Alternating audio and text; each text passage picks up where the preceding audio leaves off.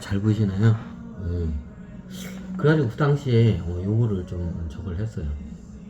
그 당시에 그러면 천신들이 그 천신들이 이제 제 9차원 주제니까 이제 어떻게 자기 꼬봉으로 이제 만들려고 해요. 꼬봉이 된 사례가 좀 몇 개가 있어요. 9차원 주체들이. 그럼 어떻게 이게 내 방어막이 처해지는데 그것 때문에 어떻게 능력을 못 쓰게 돼요. 그 에고에 이제 에고들이 에고들이 어떻게 잠식을 하기도 하고 에고들이 어떻게 이게 방패막을 어떻게 형성을 하고 있었던 거야. 밖의 의식이 함부로 어떻게요 번잡을 못하게끔. 예전에 말했지만 외부에 이제 간섭 의식적이 들어온 게 어떻게 4차원의 귀신이 많이 들어와요. 흔하게 일어나는 일이. 그러면 어떻게 나중에는 어떻게 4차원적인 존재들한테 어떻게 몸을 뺏기는 경우가 생겨요. 무당들이 좀 그런 경우가 많죠. 근데 어떤 경우가 있냐? 천신계는 6차원 존재예요. 6차원 존재들이 어떻게요? 요 하계에서 어떻게요? 자기네들 어떻게 뭐 캐릭터 유닛 게임으로 따지면 캐릭터 유닛 하나 거리를 만들어야 돼. 캐릭 유닛을 만들어야 돼. 근데 그 중에서 얘들이 제일 중요한 게 뭐냐? 영웅급이 중요해요. 내가 누구예요? 징기스칸이잖아. 자, 이번 인류 역사가 어떻게 해요? 징기스칸 다, 게임 끝났죠. 징기스칸 영웅 하나 얻으면 게임 끝났죠. 그럼 천신계인 12종족이 다 적었네? 그 당시에는, 이제 나중에 얘네들이 얘기하는데, 그 당시에 처음에 저걸 했을 때, 이게 뭐 에고로 이렇게 똘똘 뭉쳐있으면 어떻게 해요? 이게 안 돼요. 이게 어떻게 뭐 이게 천신들하고 소통도 안 되고, 얘네들이 어떻게 번잡도 못 해요. 이제 장단점이 있죠. 근데 에고가 어떻게 해요? 나를 갖다 잠식하기도 했지만, 에고가 나를 갖다 보호를 하기도 해요. 무슨 조폭이에요? 조직폭력배예요? 조폭이라기보다는 조폭하고 군대의 두 가지의 좀 약간 특징이 있어요.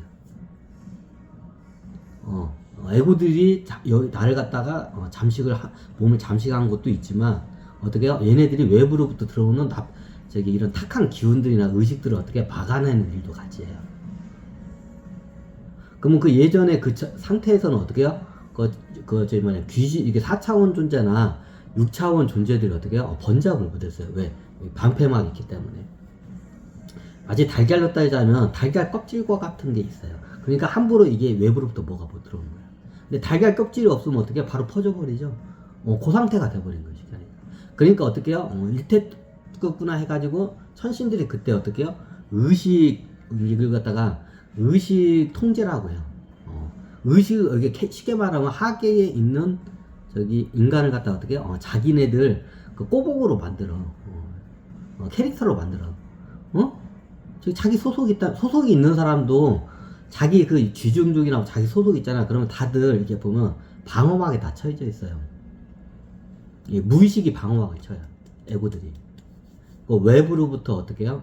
이게 의식이 이게 공격 들어오는 거를 얘네들이 방어막을 쳐요. 무의식 에고들이. 이해가 되시나요? 이거 잘 이해하셔야 돼요.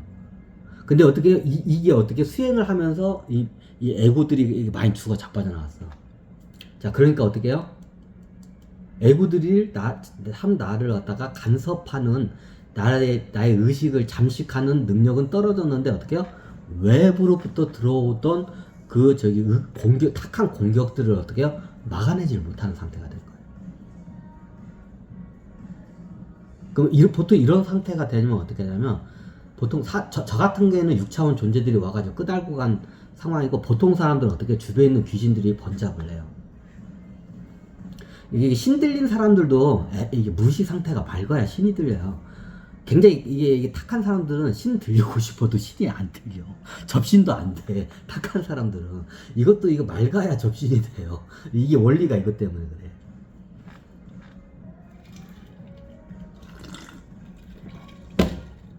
보통 사람들 같은 경우에는 4차원 존재들이 어떻게 번잡을 해요. 그러니까 몸을 뺏기기도 하고, 이게 나중에 그런 상태로 됐다가 공황장애 오고 막 신들이 막 괴롭히니까 나중에 무당한테 가가지고 어떻게 하면 좋아요? 하면 어떻게 무당이 내 신딸 하거라. 신딸 되는 거야. 그리고 이런 똑같은 당사자서 어떻게 스님한테 가면 스님한테 가가지고 저 어떻게 해요? 어머 어떻게 스님이 뭐예요? 이제 머리 밀고 어떻게요? 불교에 입문하시오. 이제 입문하시오. 해가지고 어떻게요? 스님 제자가 되는 거예요, 같이. 이제 누구를 찾아가겠다는 그 사람 운명이 틀려요. 뭐 똑같이 어떻게 그런 상황이 왔어. 그러면 어떻게요? 이제 신부님을 찾아갔어. 신부님을 찾아가자. 근데 신부님, 그러면 이제 여성분이 왔어. 그러면 수녀님의 길을 걸으셔야 한다고. 자매께서는 수녀님의 길을 걸으신다고 수녀님이 돼요. 누구 손을 그럼 정신병원에 가면 어때? 정신병원 가면 어떻게 해요? 또 거기 가서 약 타먹다가 이제 그렇게 살다 죽어요. 보통 그렇게 해가지고 낯은 사람을 제가 못 보는 걸 알았어요. 제가 그것 때문에 저도 고생을 많이 해서 자료 같은 걸 많이 찾고 책도 많이 그런 걸 봤거든요. 이제 의사들이 쓴 것보다도 실질적으로 경험을 했던 환자들의 쓴 책이나 자료를 많이 봤는데, 실질적으로 병원에서는 그게 낫는다고 말해요. 왜? 희망의 메시지를 줘야 하니까. 근데 실질적으로 이건 어떻게 불치병이라고 딱 얘기하더라고. 의사들이 말은 나을 수 있다고 해요. 다 나은 사람 많다고 해요. 근데 어떻게 해요? 나중에 재발이해요. 그 이유가 있어요. 이거 근원적인 문제를 해결을 못했기 때문에.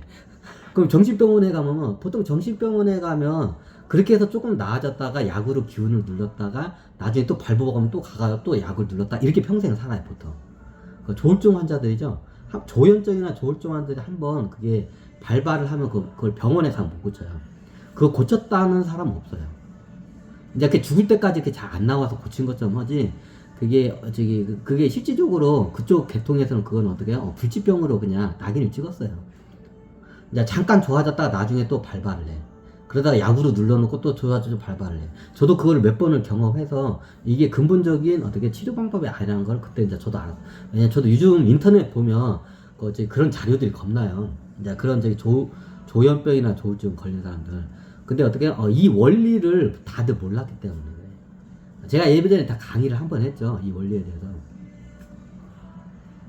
그럼 예를 들어서 내 에고 상태가 어떻게 해요? 쉽게 말하면 이게 잠깐만, 여기서 끊고 할까요?